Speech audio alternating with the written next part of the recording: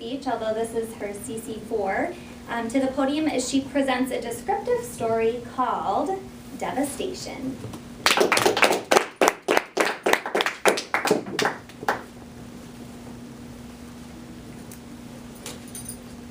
Just imagine getting to the office on a Thursday morning and your phone rings right away, and it's the familiar ring of your husband's ringtone.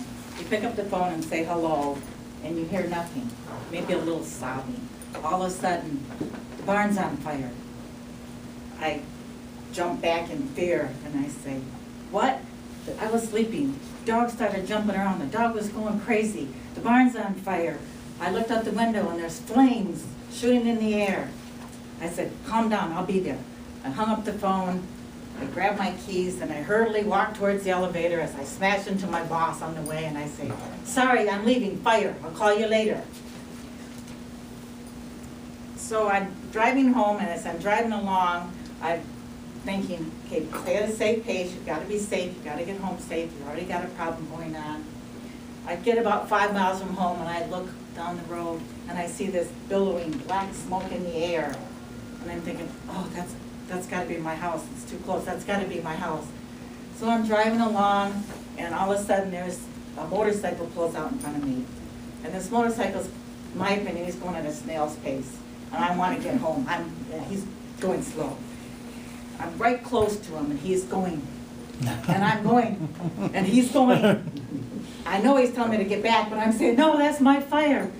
Finally get to the end of the driveway, and there's 4 fire trucks there from 4 different fire departments. The man on the motorcycle jumps off, and he comes stomping over to me, and he said, you could have killed me. That's my fire. And I said, well, that's my house. I got to get there. So he proceeds to go up the driveway, talk to the fire trucks, and I get in my car, and I hurriedly drive down the neighbor's driveway, and I get out of the car. I go through the damp bushes, the weeds, to get over to my yard, and I stand there just stare in awe as the flames are just blazing all around me. The heat is scorching. I just have this cold, damp feeling in my heart now. I'm just stand helpless in despair as I watch the walls of the pole barn start to crumble down. I start to look around, and I'm just in awe as to what's happening. Finally, the courageous firemen have put the fire out. They give us the all clear that we can stay in the house that night. But I have a fear of another spark igniting, so sleep came very slowly that night. The next morning, we get on our old clothes and our boots. My daughter and her daughter came over, families all over, just everybody's just in amazement at this. I stand there and I look at my van, and I look at the truck, and they're sitting on the rims, and the rims are even melted down. They're just sitting there. We look around, the lawnmower, the rototiller, bicycles, everything we had, just sitting on the ground or in little bits and pieces.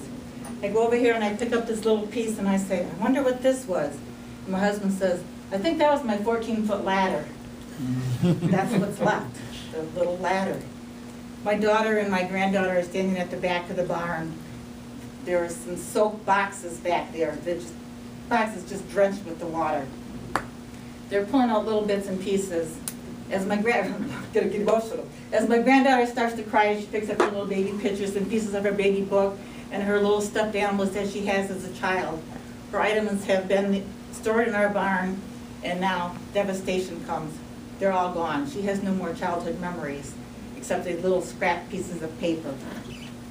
I look at the wagon sitting there, the little red wagon that I used to pull my children in. It's no longer a little red wagon. It's black with no wheels, no handle, just sitting on the dirty ashes. Our nut business was in that out in the fire. I look and I see the mandel boxes where we cooked the nuts tipped over on their sides, blown over. And they had piles of nuts. There were piles of nuts there. They were the smoked nuts, but not the kind that we use with our spicy smoked recipe. They were fire smoked nuts. A pile of Yummy Nut t-shirts. We had just purchased the Yummy Nut t-shirts. They're there in little stripes, and you pick them up and they just fall apart as half of them burned, or more than half of them. Some of them just totally burned.